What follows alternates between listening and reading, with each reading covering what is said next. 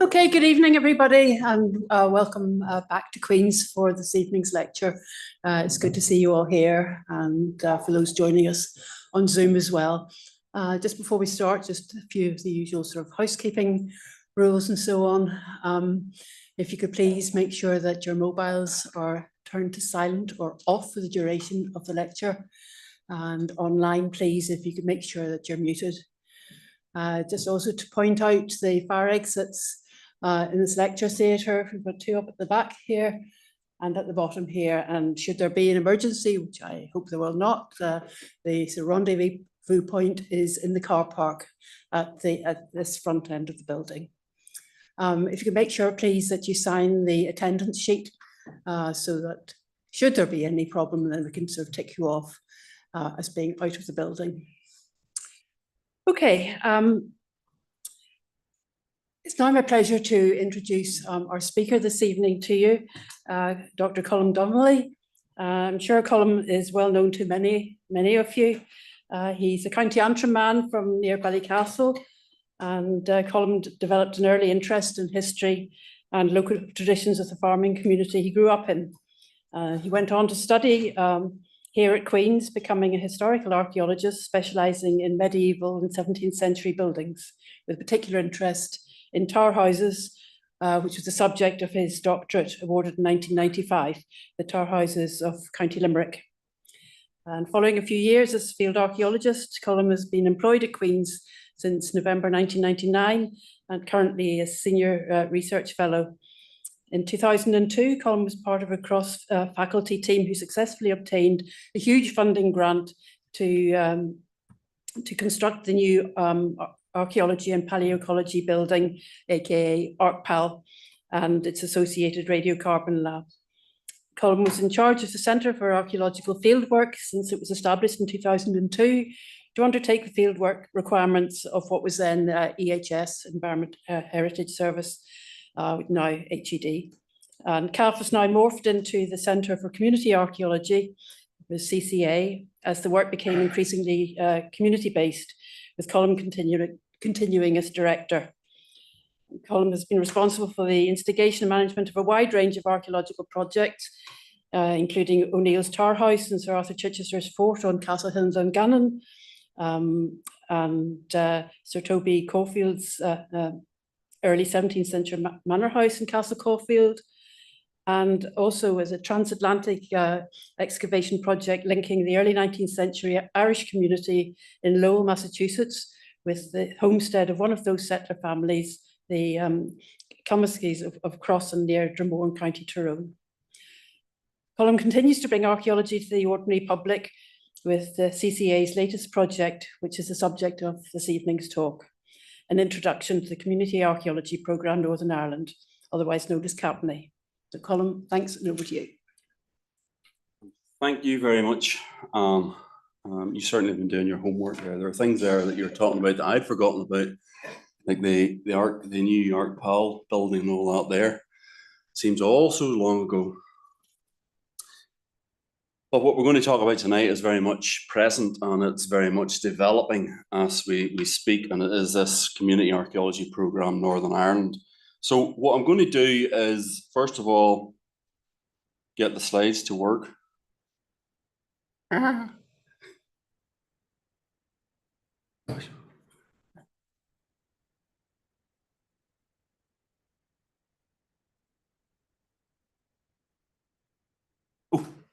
excellent. Right, where would we be without Duncan? Introduce you to the Centre for Community Archaeology at Queen's, and you have there the five of us. There's Brian, and myself, and Rory, and then in the front we have Heather and Eileen.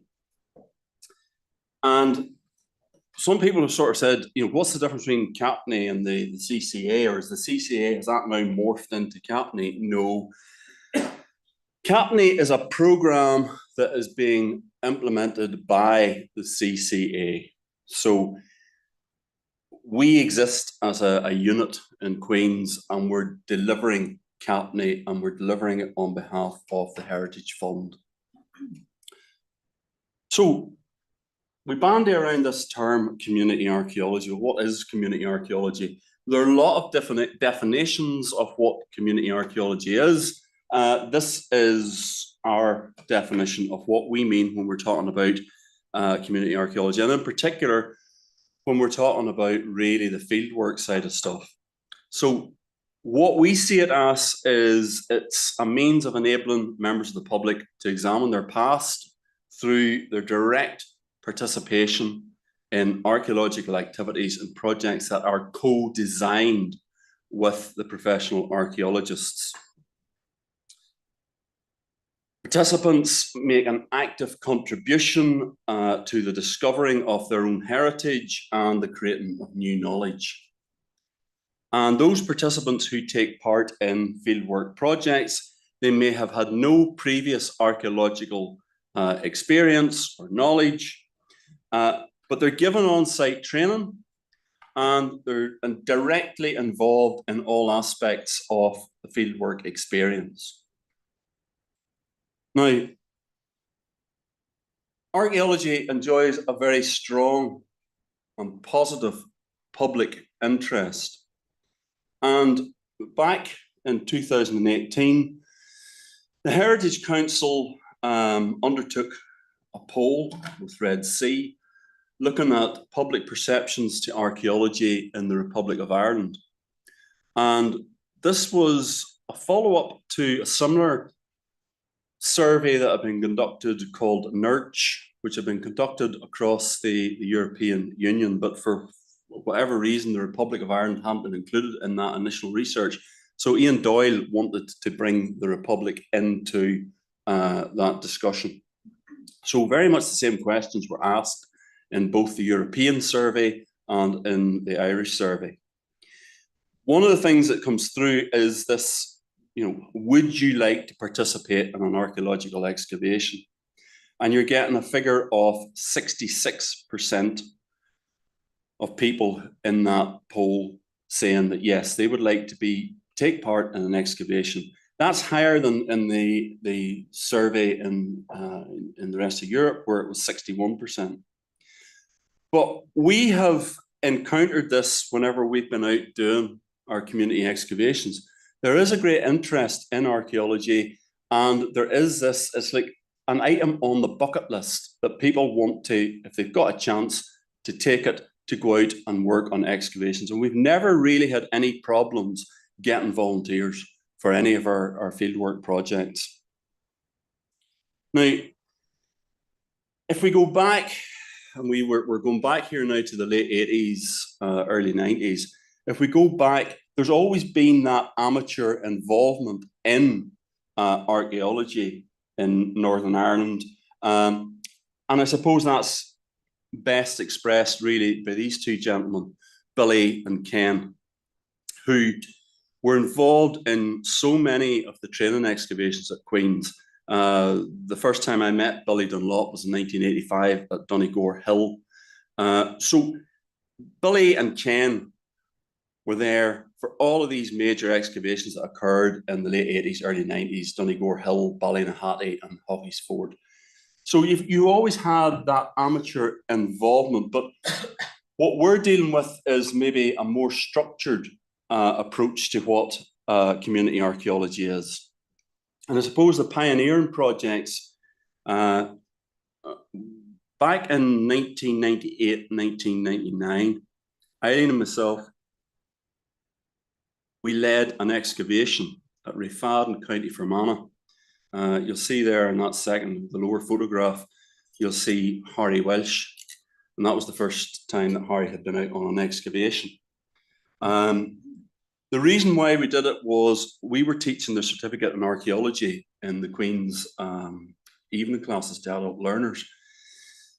And they were a very enthusiastic crowd, and they were saying, look, this is great being taught about archaeology, but can we not go out and dig? Can we not get out onto an excavation? So with the support of Brian Williams of the EHS, we put on this excavation. We did 2 seasons of work on it. That, as far as I'm aware, is probably the first time that an excavation has been fully crewed by volunteers, people who have no previous archaeological experience of excavation. And that was then followed up, Anne made mention of the CAF. The CAF comes into existence in 2001, and our primary purpose really was to fulfill the fieldwork requirements of the EHS. But within that, there was the opportunity for us to do a bit of work involving community. One of the first was Thornhill.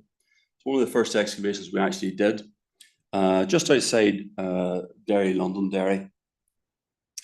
And this was with 2 primary schools.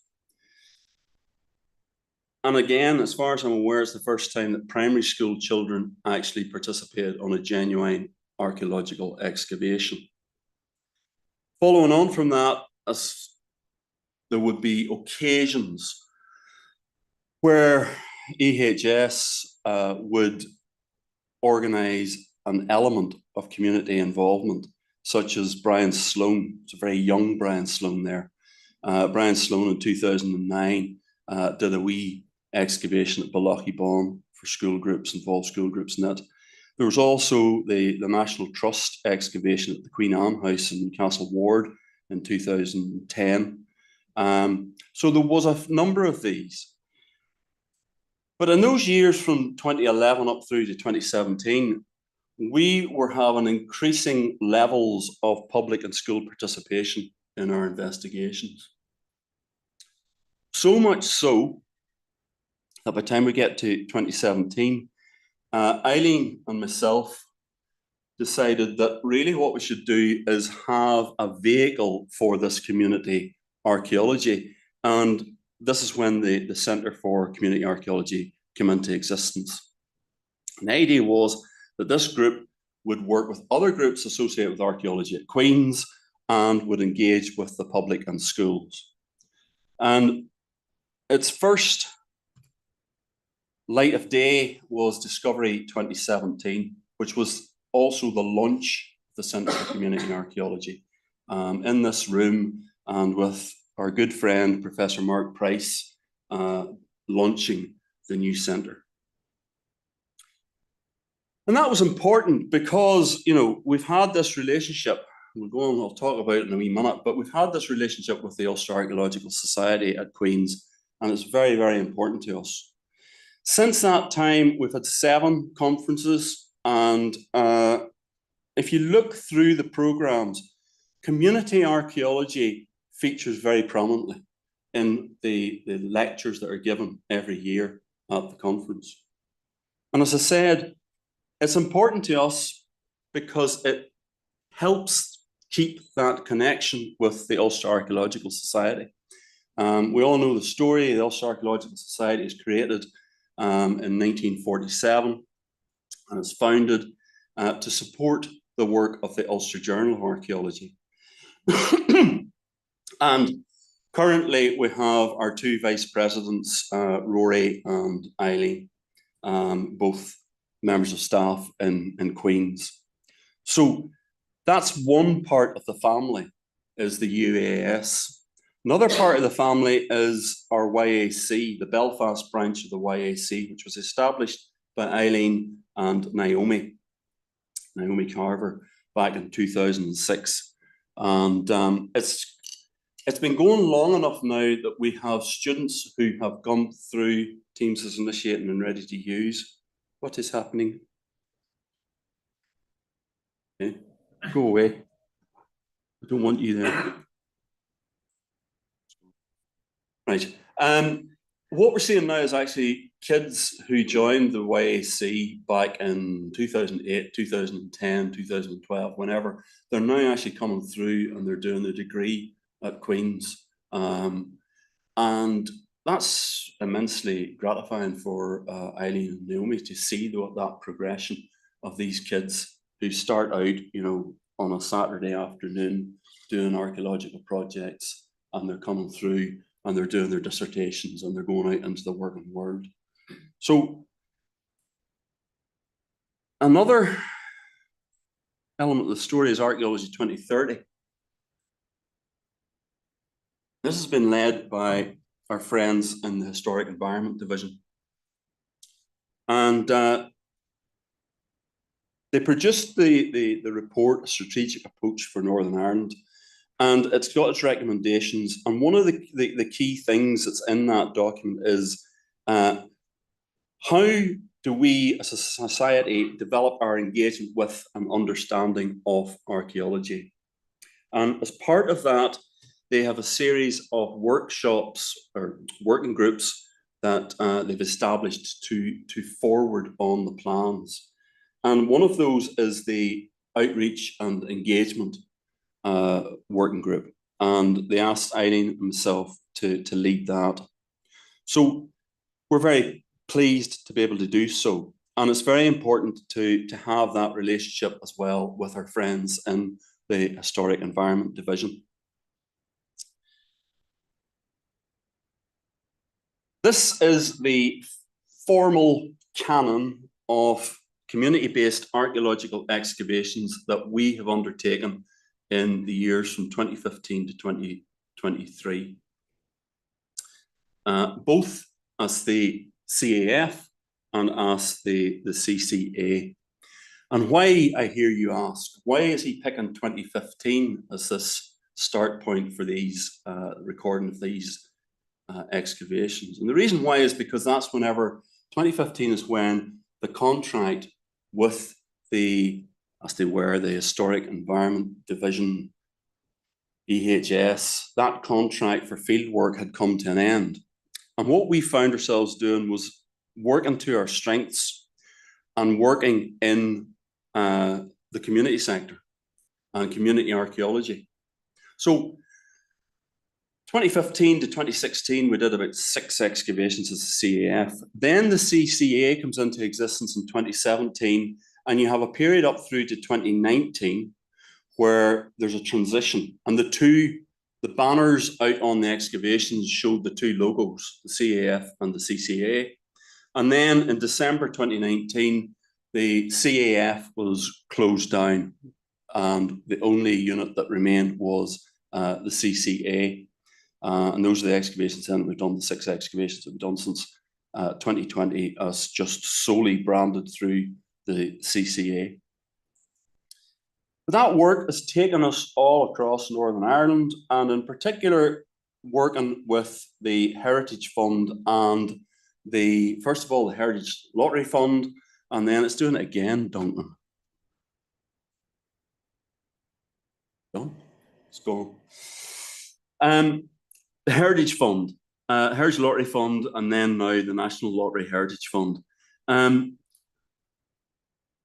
Over that period, 2015 to 2023, we've had about 41 partners, including 6 landscape partnership schemes.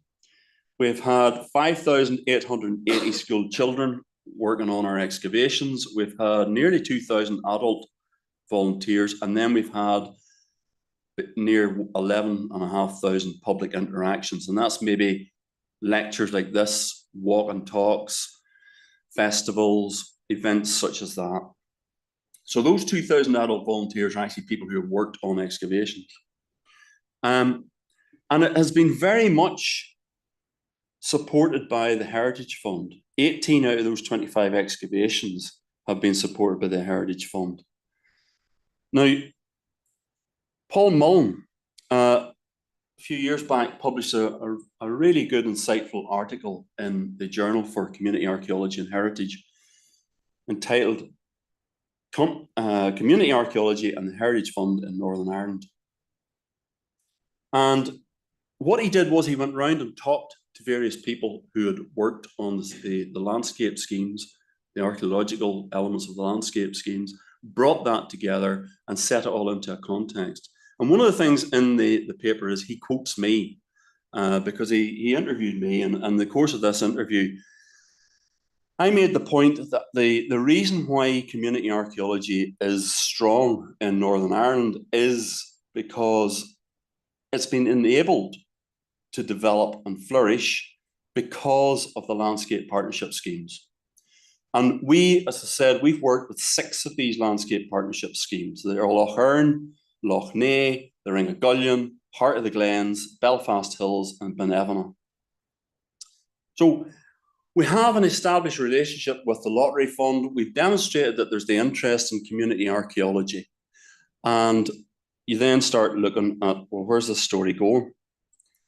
And the story is going to February 2020, when we won an award within Queen's, the Staff Excellence Award for Community Impact. And it was great. We had a fantastic time.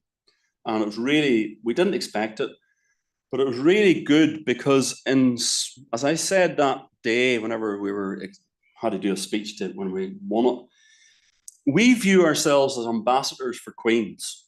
When we're out in the community engaged in excavations, we are there representing Queen's University Belfast. And very often that's the closest that a lot of people will ever come to Queen's University Belfast. So it was nice for us to get that recognition from our host institution. That was February 2020. March 2020, COVID. And that really, leaving aside all of the turmoil that was caused across society, it also caused turmoil for us, because if you've got a jobbing excavation unit, which is going out and doing excavations and fieldwork projects and outreach projects and school visits and whatever, and you're being funded by organizations paying you to do that work, what happens whenever that money stops? Whenever those organizations are going into furlough? And the answer is nothing happens. And we went through a very grim time. Now,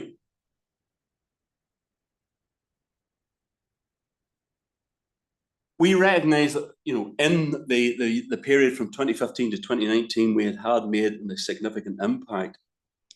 But we also recognize that an awful lot of our involvement was reactive. It was us relying on other organizations making funding applications for community archaeology, provided they included them in their programs. And as such, there was no overarching plan in place if we wish to further develop community archaeology in Northern Ireland. So that led to discussions, and it led to discussions with two very important people. First is Michaela Clark. And Michaela Clark is the Development Manager, Trusts and Foundations, Queen's University Belfast Foundation Development and Alumni Relations Office, which is quite a handout. But simply put, it's the charitable wing of Queen's University Belfast. And the second individual is Jerry Miller, who's retired general practitioner.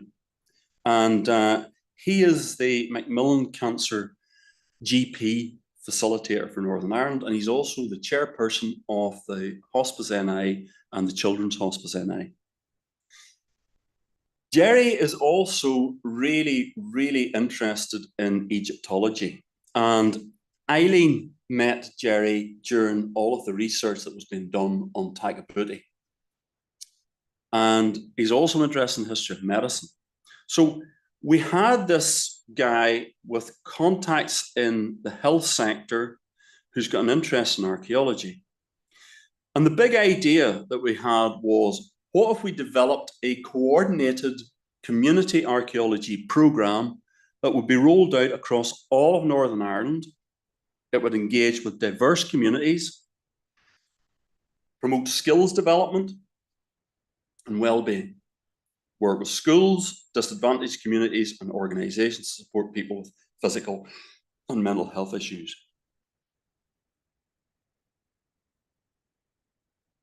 And that is important as well, because it comes back to our host institution. It's important for us because the work that we do is underpinned by the university's social charter, which was published in 2016. We are committed to providing leadership locally and globally. We're committed to promoting a positive impact on society through our research and education, and we're committed to equality and social justice. So what we're doing And what we do in the CCA, it's tied in directly to the social charter at Queen's. So we discussed among ourselves, what would this community archaeology programme Northern Ireland, what would it look like? And we made our series of objectives to inspire and engage diverse communities across Northern Ireland, to help them to learn and appreciate their heritage through direct participation, connect with new audiences, young and old, so we're ensuring there's inclusivity, to improve individual and community well-being through engagement with the local archaeological resource, and to evaluate the well-being impact of engaging with archaeological heritage and establish common approaches for evaluating such projects. And we identified the outcomes among the Heritage Fund's outcomes. What are the outcomes that we want to address with this programme? And there were 3 of them. A wider range of people will be involved in heritage, people will have greater well-being, and people will have developed skills. And that then leads into our target audiences. Who are the people that we're looking to work with? People with health conditions or disabilities, disadvantaged urban communities, isolated rural communities, immigrant communities, children and young people in schools, people with depression and mental health conditions, students, academics, special interest groups, and historical and heritage societies. So the programme that we drew together, 3-year programme, 2024 to 2026 inclusive. Field schools, community excavations, experimental archaeology festivals, guided heritage walk and talks, school hubs, community archaeology campus on a virtual learning environment, and a stall at the Balmoral show.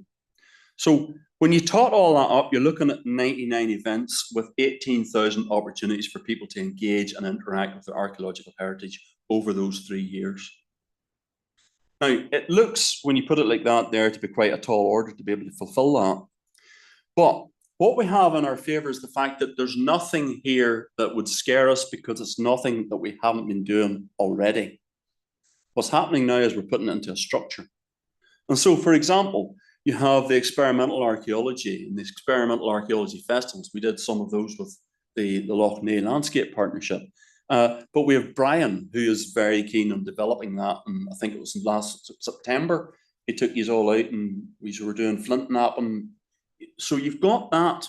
We're doing that, the experimental archaeology. The festivals. I mean, some of you may have been at the festival we did last August as part of the Archaeology 2030 in conjunction with the EAA, the European Association of Archaeology conference that was held at Queen's in August, September. So we've done the festivals. The virtual learning environments, that online learning resource. Back whenever the pandemic hit in 2020, when Dr. Siobhan McDermott was working with us at that time, we came up with this idea of using Canvas. Now, you may not know what Canvas is, but Canvas is the virtual learning environment that we use with our students in Queen's here. It's a platform, and each module, for example, if I'm teaching a module, I will have my module page and I populate that with information for the students and the timetable and the module guide and the slides from the lectures, and it's accessible to them. So it's free online. So what if we take something like that there and turn it into a community archaeology toolkit that people can use during the pandemic when they're in lockdown? There's an article that was published about it in Archaeology Ireland. We then further developed it with the Loch Earn Landscape Partnership, and whereas the original community archaeology toolkit was just one module, we then developed it into 5 modules. So we've done that. So the idea for the virtual learning environment, that's been done. In fact, whenever you look at CAPNI and that programme, everything that we have proposed, we have road tested.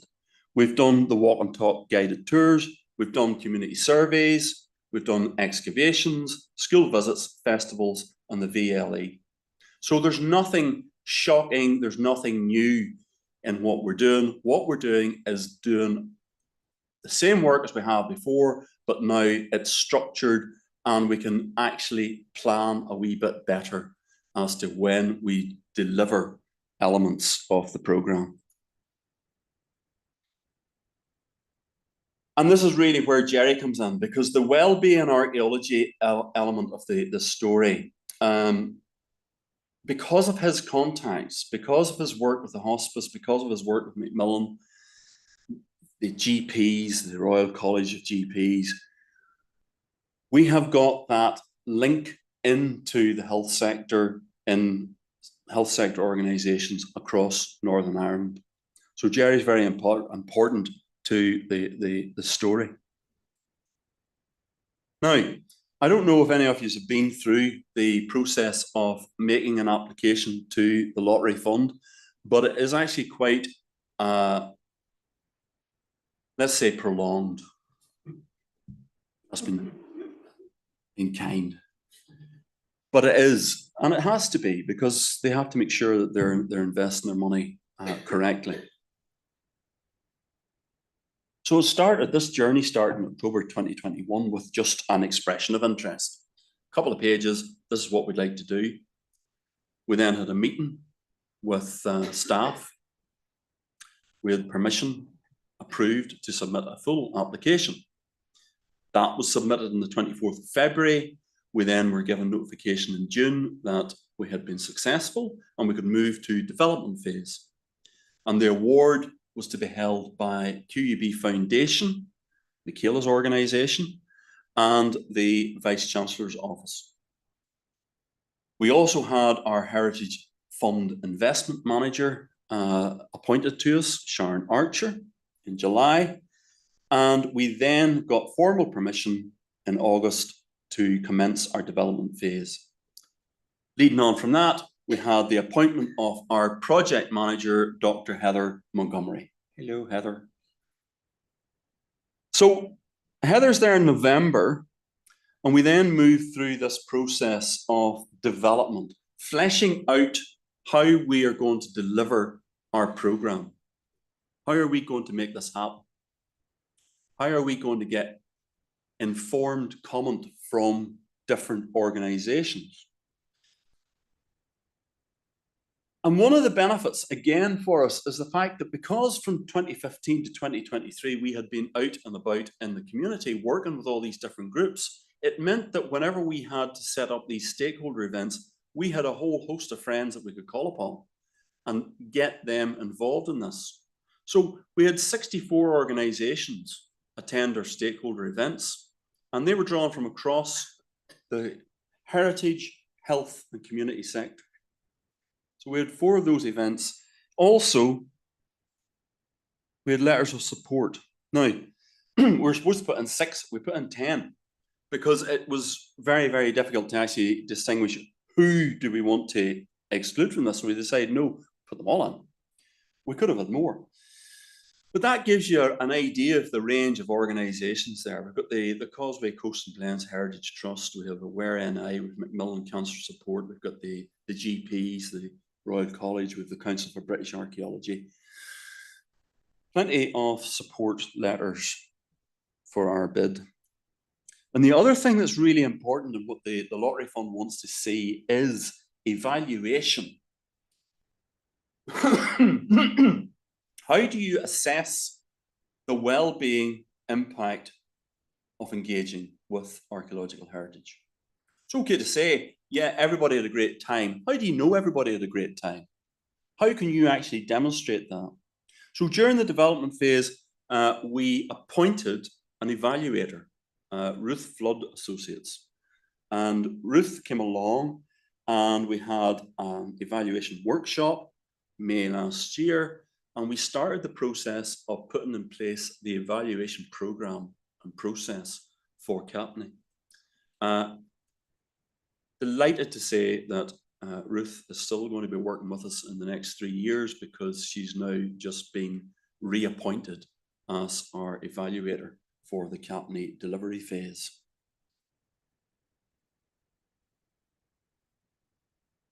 New evaluation sheets were designed, and then they were test run during the summer for the development phase. We worked with the Macmillan Cancer Support, and we worked with two of the primary schools on the Shankill Road using our connections. Obviously, the adult forms, the Macmillan Cancer forms, are more detailed in content than the children's, which are basically just little smiley faces. But the information is still comparable, because whenever you ask them, both sets, did you enjoy taking part in the excavation? The response that's coming back, 100% for the adults, question 4, and 100% for the children in question 2 is yes, we did enjoy it. It was good fun. So then we have the next part of the journey. So we've done our stakeholder events. We've got Ruth Flood involved, and we're working through the evaluation. We then put in our draft application in June. We have a meeting with the investment managers in July, and we're given permission to proceed with the submission of the final application, which then goes in August. There's a visit by the Heritage Fund assessor and an interview that took place on the 28th of November. And then on the 12th of December, hooray, a letter of offer was received by the Vice-Chancellor's Office and QUB Foundation, telling us that we had been successful in our application for the delivery phase. And the Heritage Fund permission to commence that delivery phase started on the 17th of January. So we're going to be running from January 2024 through to December 2026. And as I said, there is the letter itself, and you'll see that the letter was sent to Ryan Feeney, who is the guy who's in charge of the charitable wing, and also Professor Ian Greer, our Vice-Chancellor. So this isn't held by faculty or school, this is held by the hierarchy in the university.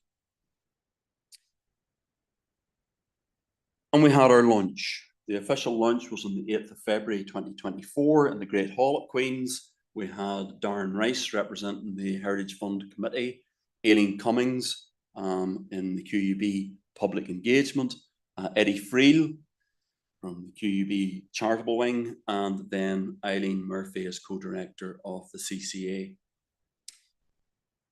So we were very pleased with that there, and we were very pleased that Professor Sir Ian picked up on that and tweeted about the event, and that sort of led through then to this memorandum of understanding that was signed between the Queen's University Belfast and the Greater Shankill Partnership.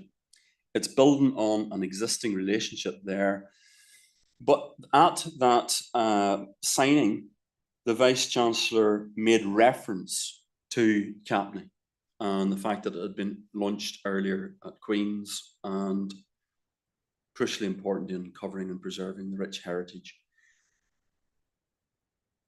Heather attacked him, grabbed hold of him, threw him to the ground. He's not a big man.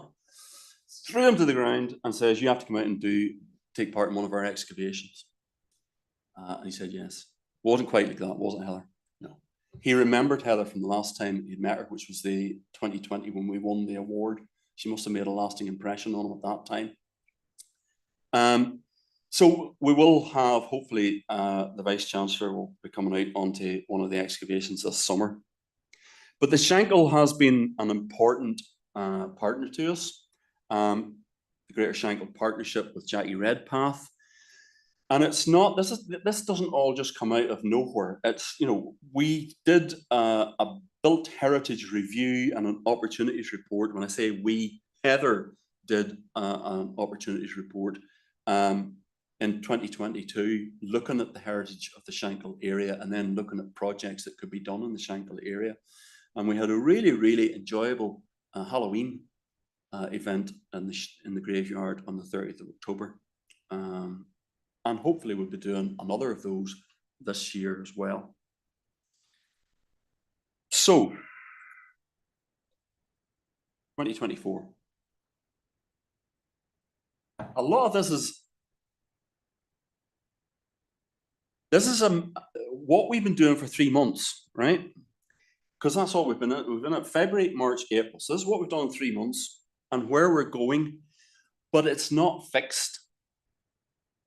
We are having meetings all the time, getting new projects with partners. Today, Heather and I met with the Causeway Coast and Glens Heritage Trust, looking at projects that we could be doing with them in the North Coast over the next 3 years. Last week, we met with representatives from Newry, Mourne and Down, doing the same thing. So this will build and build. And if there's any people out here who want to work with us, don't be bashful and shy. Make contact with us. You know, we'll do our best. We really will. Poor old Heather is having a hard time now, it has to be said, because she'd had all this stuff dumped on her and she's having to work her way through so much stuff. Now there's the geophysical surveys and getting those organised. There's the excavation targets where we're going to be excavating, surveys with community groups, procurement of the evaluation consultant, procurement of the digital consultant, ethical approval, because we're working within Queen's, therefore we have to get Queen's ethical approval for the work we do, first aid training, participant registration process, the CAPNI lecture course that we'll be doing open learning, which Rory will be spearheading in the autumn 2024. I think we're calling it, Rory, was it the CAPNI Guide to the Archaeology of Northern Ireland or something out there? Yeah. Teaching aids for schools, organisation of Balmore Show. If you knew how much effort work has had to go into the organisation of the Balmore Show. Why are we going to the Balmore Show? We're going to the Balmore Show because we need to make contact with the rural community and in particular the landowners, because most archaeological sites are in landowners that are in rural landscapes, and the landowners are farmers. So we want to make sure that we make contact with that sector as well. We've got new equipment and our PPE. We have the school hub at the Shankill and our Down, and organisation of school bus payments for the EA. A lot of stuff has been done and she has done a fantastic work so far. The red lines, those are the stuff that we've completed. The black are the stuff that's in the programme and is definitely going to happen. As I said, there's a lot of discussion over other surveys that are going on and fieldwork projects and walk and talks. A lot of discussion is going on every day, every day. So this is where we're at with what we've done and what we intend to do that is definitely going to happen.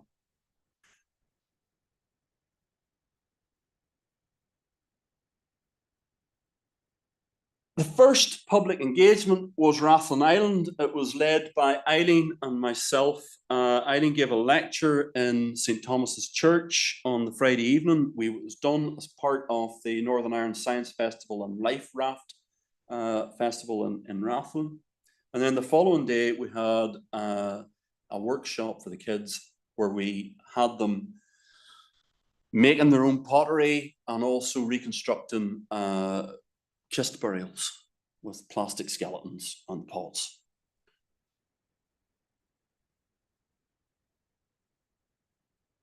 Geophysical survey.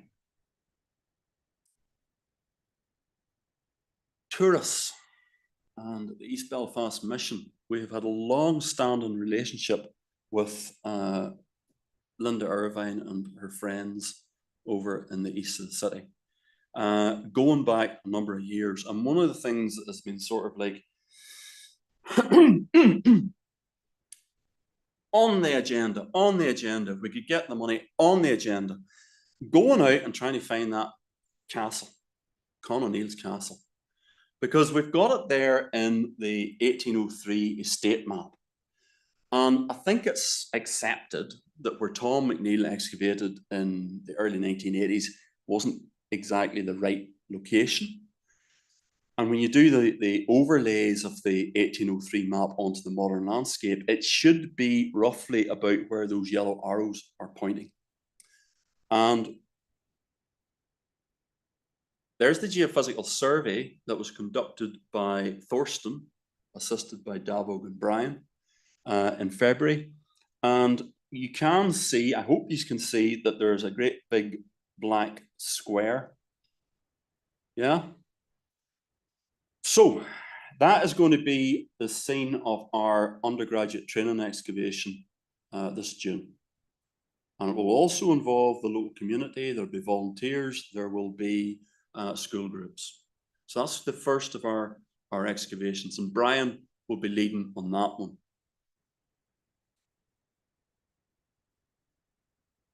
Actually, that's a lie. It's not going to be the first, it's the second one, because this is the first excavation. This is, we're working with Shireen Murphy in the Carrickfergus Museum. And this one's been led by Rory, because it's Carrickfergus, so it has to be led by Rory. He wouldn't allow us not to allow him to get back to Carrickfergus. So we've got our site here. And what you have is this deer park, which is shown on a map from what, 1830, 1821. And it's blank, it's just a deer park. And then in the 1830s, it grows a fort. And the fort is there marked in the first edition Ordnance Survey map. And then by the time of the second Ordnance Survey map in the 1860s, it's gone. So we're not quite sure what this is. Is it a ring fort? You look at it, fort, it's a ring fort. Or, as is noted in the Sites and Monuments record, a parkland feature. Is it some sort of tree ring? So the museum are very keen to have a community excavation investigating what is this thing that's in Shaftesbury Park. And Rory was out with Thorsten and three of our MRes students, and they conducted their geophysical survey on the 7th of March in the Shaftesbury Park. And you have got targets. These targets. So that's going to be the first excavations, that's May. So we're going to be there in May doing that, and then we move to Castlereagh in June. Now, one of the things that actually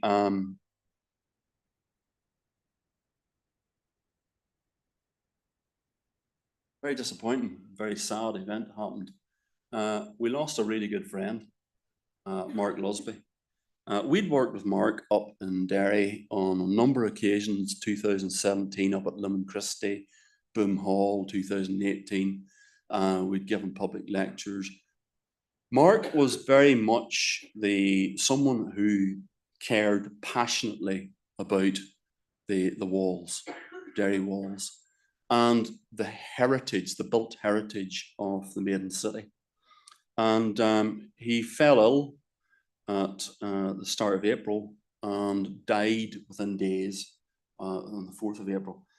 He had been at our lunch, and at the lunch we'd talked to him about going up to do an excavation at Naylor's Row. And again, it's one of these where, like with Linda Irvine and tourists and the East Belfast Mission, we have this connection, we've had these discussions, let's go and excavate at Naylor's Row and see if the geophysical survey results that we got in 2017, where Alistair Ruffle seemed to get 2 ditch signals for 2 ditches. Let's go and do an excavation, Mark. Let's do that as one of the first year excavations and involve the community in the fountain and involve the community in the bog side. So that was all scheduled for September, and I was told that via Niall McCahan that basically the only thing that Mark was talking about was this excavation. He was so excited about the prospect of this excavation. We will do the excavation. We will do additional geophysics in the summer, and we will make sure that in September we have an excavation, which will remember Mark and all the contribution that he made to the built heritage in the city. And that then brings us on to the final excavation. We're back with one of our old chums, Liam Campbell, who was the project manager with the Loch Ness Landscape Partnership, and he's now in charge of the Centre for Migration Studies at the Ulster Folk Museum, Ulster American Folk Museum. And we're going to go up there. This one will be led by Brian. I should have said that the London Dairy excavation will be led by Rory. Brian's going to lead this one, and what we're going to look at is some of the vernacular houses that are depicted on this landscape in the 1830s, which are now gone. And hopefully that'll give us more insight into what life was like here within the grounds of the Folk Museum before it became the Folk Museum.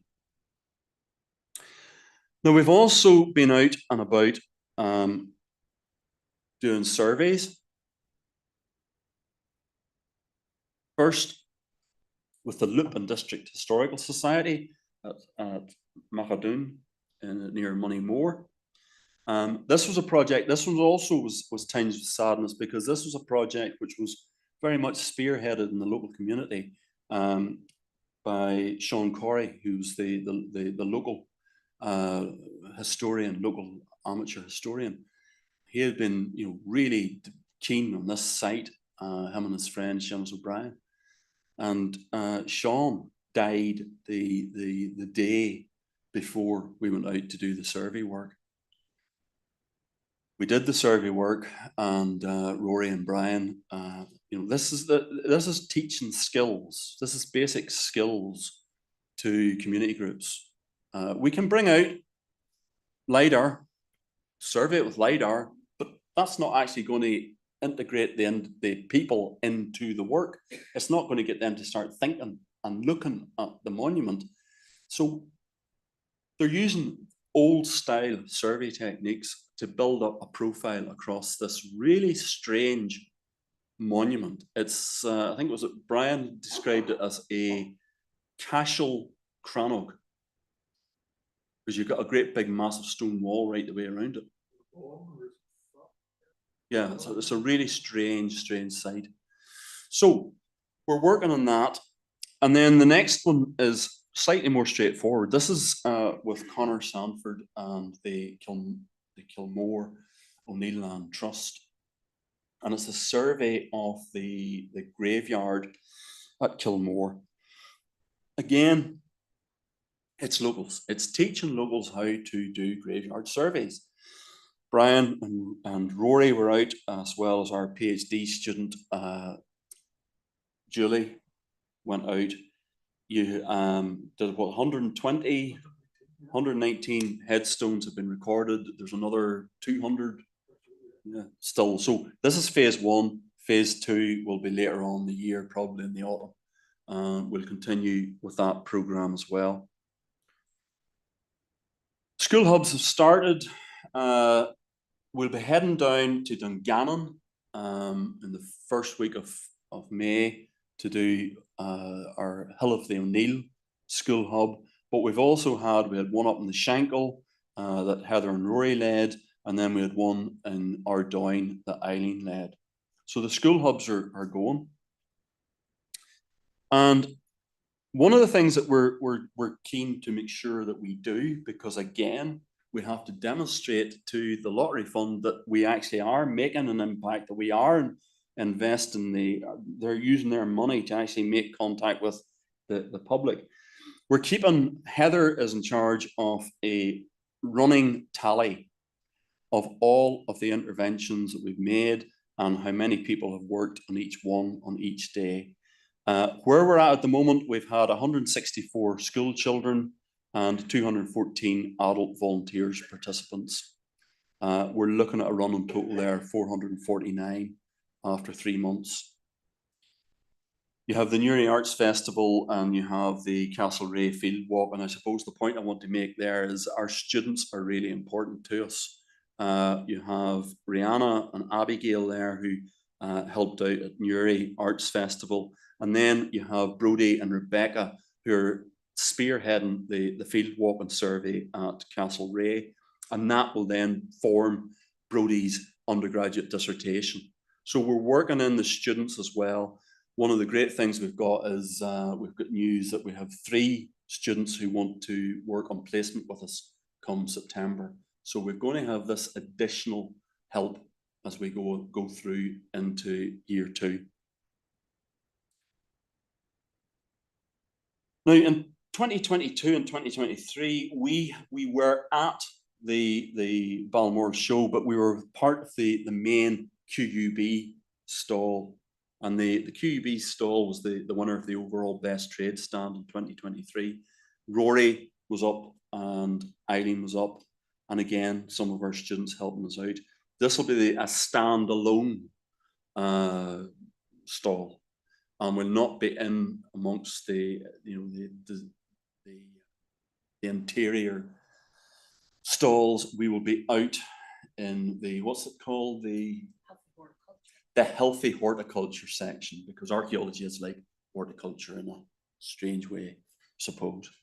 Well, it's like gardening. I always think community archaeology, the only reason why I think people like doing community archaeology and community excavation is because it's like gardening.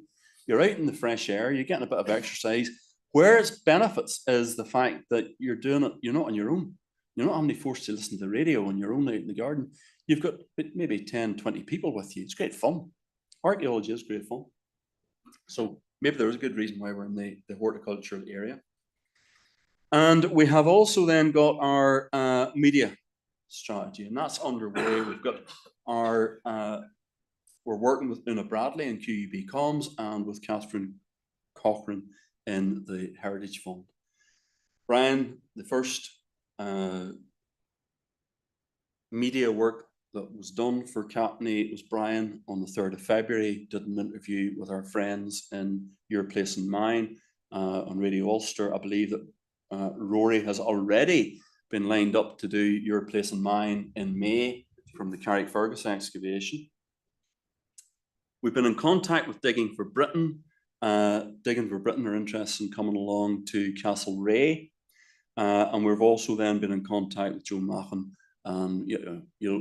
Some of you may remember the fact that Joe actually launched the CCA back in 2017 here in Queen's. So we've got a long established friendship with Joe. One of the other tasks that Heather has been involved in is the registration for volunteers. And you can do this in 2 ways, and you tell me if I'm wrong here, Heather.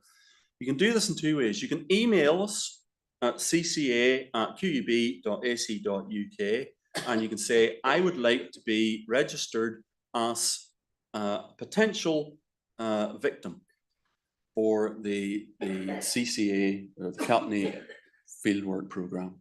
That's one way. The other way is to scan the QR code, which is available on the Facebook page. And Heather was just telling me today, so far we have 247 registered volunteers. The Facebook page is very important to us. We have to look now that we've got, we're in the throes of getting our digital consultant in place. We have to sort of reevaluate how we use the social media and the platforms. The website needs to be refreshed. We have to look at this. But the Facebook is still one of the key ways of communicating that we use. It's actually got quite a long history. It's now into its 11th year. It started out back in 2013 with the excavations that we did up in Derry for the UK City of Culture. And we had the legendary digs. And that was very successful. So we then set up the Facebook page for the CAF 2014. And then that morphed into the Archaeology at Queen's in 2017. So still going. What I love about the Facebook page is because you've got people like Brian and Rory and Eileen and Paddy and people putting in news items after news items after news items. There's usually about 3 or 4 a week. What it becomes is a chronicle. And you can go back down through that and you can see what we were doing year by year by year back through to 2014. It is a chronicle for the activity, the main activity that the archaeology is doing at Queen's. So if you've been reading it recently, you'll see that we're putting up posts. There's another one has gone up today for the Eileen's trip to Ardoyne, to the school hub. We're putting up our posts. That will give you an indication of where we are and where we're going and what the project, how it's been rolled out. So definitely keep an eye on the Facebook page. And with that, I'm going to finish. And I just want to thank some people, without which none of this would have been possible.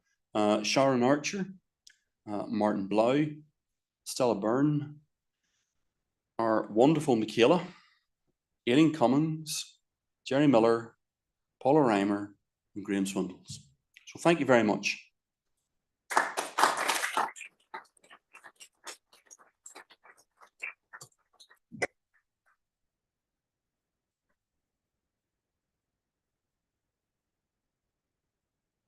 Well, thank you very much indeed for such a very thorough overview of where we've come with community archaeology in the province over the last lot of years.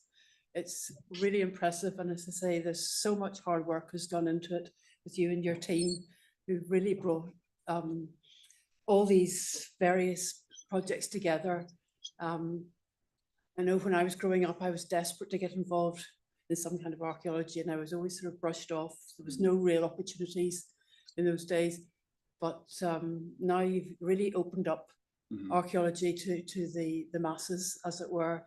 And there is obviously an enormous interest right across the province in all sorts of places, I say, right from young school children right to the adult groups and heritage groups and so on, and everything in between. So we're just very, very grateful that you've gone ahead and really got stuck into this, got the funding for it, which is absolutely amazing.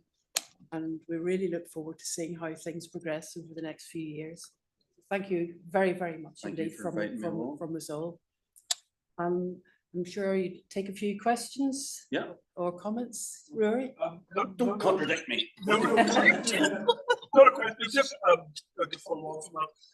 Archaeologists don't know everything. It's a privilege for us to go out down the country and learn about the heritage of an area. On a number of the projects we've been doing, local people have come up and told us about monuments that aren't in the records, or given us folklore or stuff, additional information that they've never had a chance to tell people about. So it actually adds to the archaeological record as well. The fact that we're going out there, people are talking to us, and we're giving them the opportunity. They're also, we're in their community, and they're actually telling us if we don't know as well. So it works both ways. It's very, very useful. It does, yep. Right, Max. Colm, fantastic lecture. Thank you very much indeed. I think your outreach program is fantastic, especially when you're going into schools, because I'm looking around here and I'm seeing an awful lot of bare scalps, and that's just the women. It's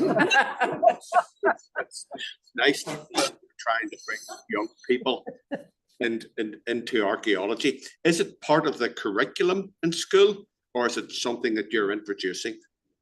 It is a strange one, because it's the world around us. We tend to go for the sort of P6, P7. Yeah. Key stage 2. And they do the world around us. And as part of the world around us, they have got a history.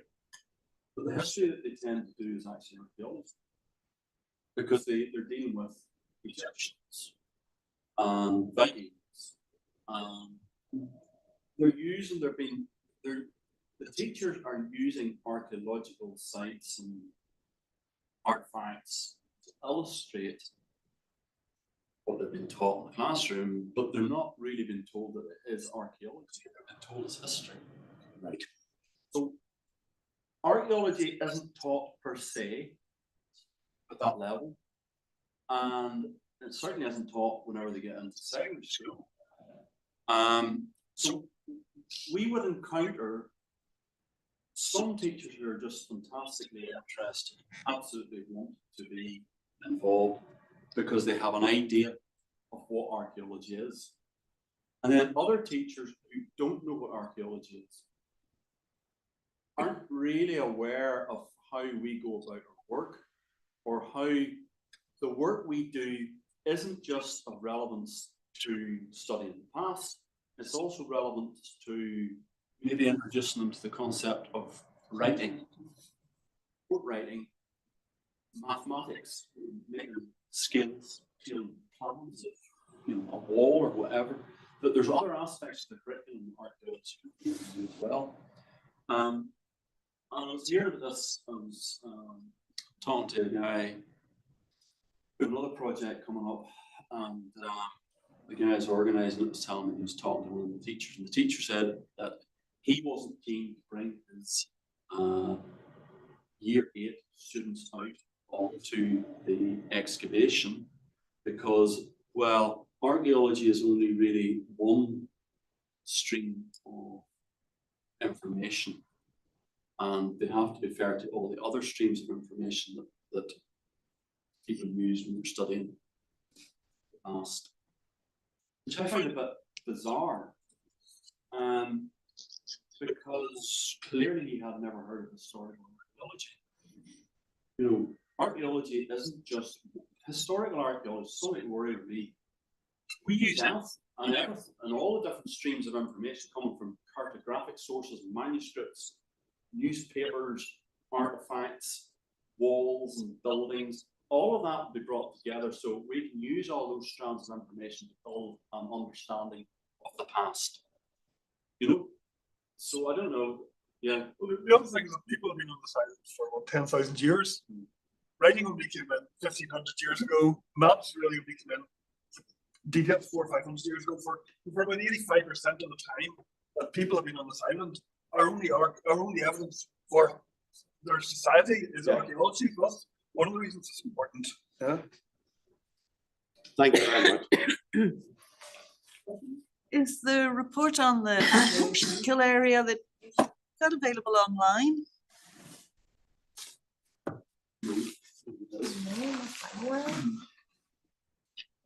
We did the report and we gave it across to the Greater Shankill Partnership.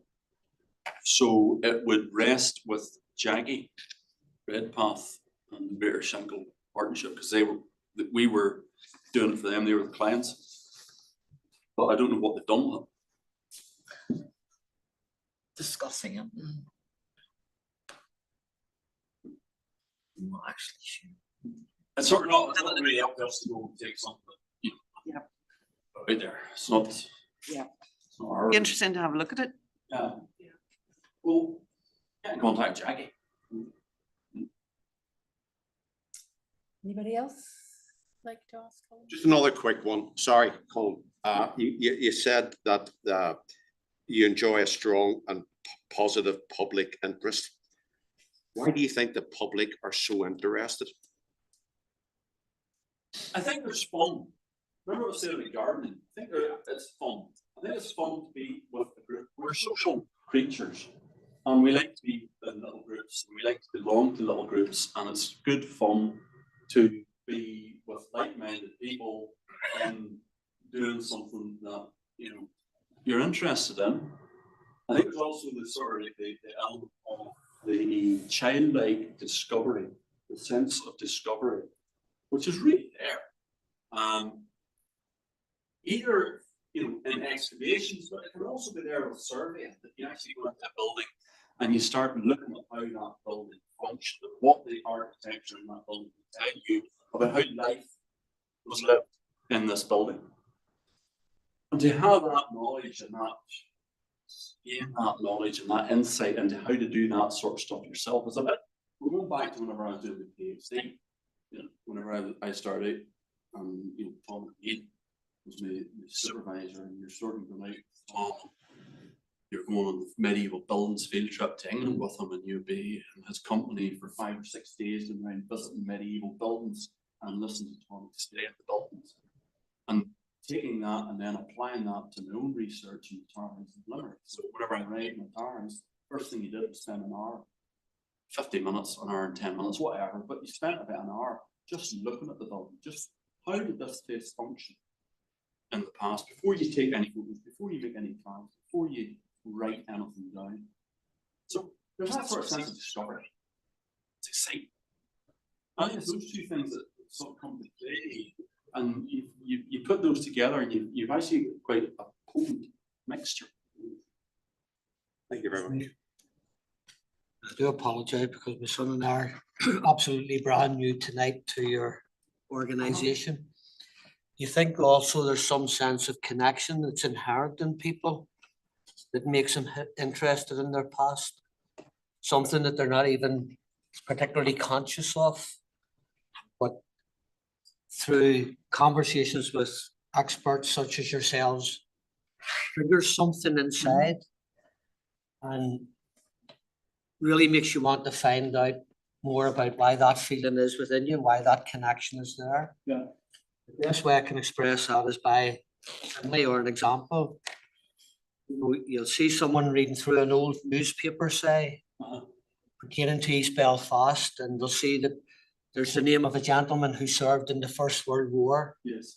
And then they become really, really excited because it's in the street that they lived in. And right away, there's a connection. They can almost see him walking down the street and they want to find out. I think there could be something in that. I think you're right. We're inherently part of that past, and our whole lives is some of our connections, and you want to try and understand that, possibly. That's a good point. Thank you. Sense of past and sense of place coming together. Belonging of now. What makes you now? And there's always the secret element of a treasure hunt that you just might find something. Oh, absolutely. Yeah.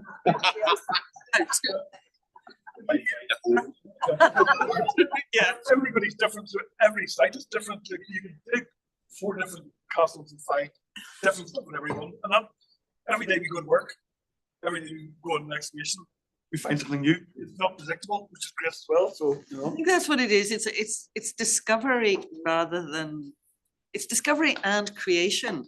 Because you're discovering things and then you're creating a report or you're creating a history. Those two things are very appealing to people.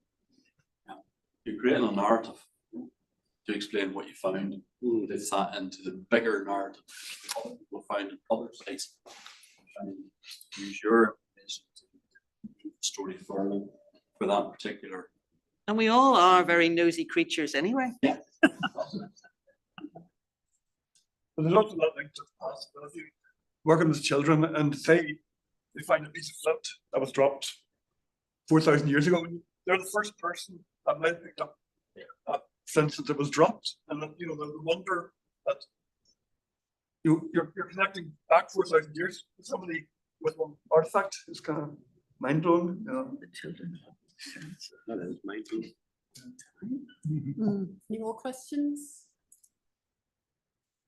I just wonder if I may ask Colm, it seems that it's very easy to get the primary age children fascinated. They just seem to have this inherent curiosity and you know, the chance to get out and get dirty and get stuck in and maybe find something is very appealing. And then when it comes to sort of secondary age children, the interest seems to disappear. I suppose there's lots of other things that teenagers are interested in, and so don't, you know, all these things take a bit of a backseat, shall we say. But how can you reach out to that sort of the older children and young adults? Because there's plenty of us that are, shall we say, more mature, you know, and a lot of people who come to archaeology who develop their interest in their later years when they've maybe got more time. Obviously, younger people are bringing up families, there isn't really so much time. How do you try to encourage that sort of middle band? Well, one of the things I suppose that comes into YAC, because the age band for YAC is 6 to 16. So you would have people come along, you know, maybe 8 or 9, and then they go up through the YC, and then the 16. Then they go off and do something totally different. But the interest is still there. My daughter Abigail, somebody who works as a lawyer, she goes and helps out at the YC. So there is that connection. Now, if she wouldn't do it, she doesn't want to do it. Yeah. So she's got an interest in history and past. She's just had the good sense to realise that it's much better to get a job in the legal sector because it pays better. You know, we would have students, Rihanna, as a classic example. That's we're going to put together a post on Facebook, and it's going to be called Rihanna Through the Years. And it's, you tell me. And it's basically Rihanna from whenever she was a wee thing all the way up through she's graduating this summer. So if that sort of, you know, you will get people who are interested in archaeology and they still are interested in archaeology during the difficult teenage years, and they go to university and study archaeology. They can become deflected somewhat during those difficult years. Some have got at the back of their head want to be an archaeologist. And that was certainly my experience when I was growing up. You know, you're sitting in Northumberland and all that there. You know, whenever you were talking to me, certainly whenever I was about 16, 17, really hurting was what mattered. You know, it wasn't archaeology. Interested in all that there, but it was, you have things that you get involved in. Thinking back. I think you need to get Taylor Swift on the dike. Yeah. That would do it. That would do it. Heather, I think just one of the things to remember is as well that the teachers and the schools are very time poor as well as financially poor, and it is a struggle to get schools to be able to give up their time as well as spend their money to get involved with extracurricular activities. So that reduces the ability of students to attend activities such as our excavations and things. And also the aspect of being time poor, you know, their primary years, whilst they're very, very busy, there is more flexibility with the curriculum. But when you get into beyond year one, which is first year, which is year 8, you know, it's so driven and busy for them. So that unless the school has that element built in, you know, it can be difficult to reach out to them, but we do still try. Anybody else? Final questions? Anybody online? right, well, I just like to say another big thank you to Colm and to all the team at CAPNI. Give you a little token of our appreciation. Thanks very much. And say well done, and we certainly look forward to hearing how things go, and get signed up, everybody, if you're interested in partaking in an excavation over the summer. There's obviously plenty of opportunity there, so let's go for it. Thank you very much indeed. Thank you.